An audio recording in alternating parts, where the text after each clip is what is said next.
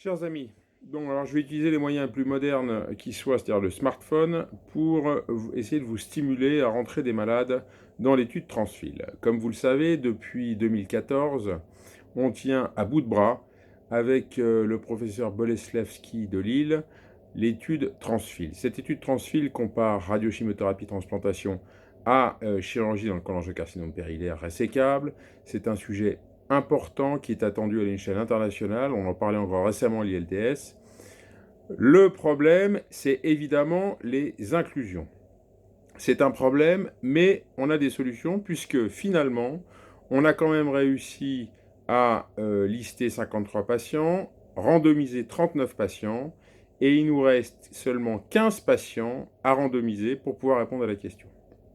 Alors, on a des solutions, et les solutions, c'est que parmi tous les centres qui se sont engagés, il n'y a eu que 6 centres ou 7 centres qui ont joué le jeu, et je remercie tout particulièrement le professeur Boudjema et le professeur Scaton qui ont particulièrement investi le sujet, même si évidemment d'autres ont joué le jeu aussi. Alors, certains ont beaucoup joué, d'autres ont fait le maximum, d'autres n'ont pas joué du tout.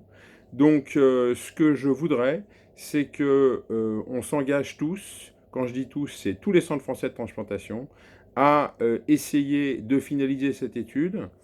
Pour ça, je vais vous envoyer tous un document qui atteste le fait que le chef de service va faire le maximum pour pouvoir inclure des patients. Si chaque centre inclut un malade, on peut finir Transfil.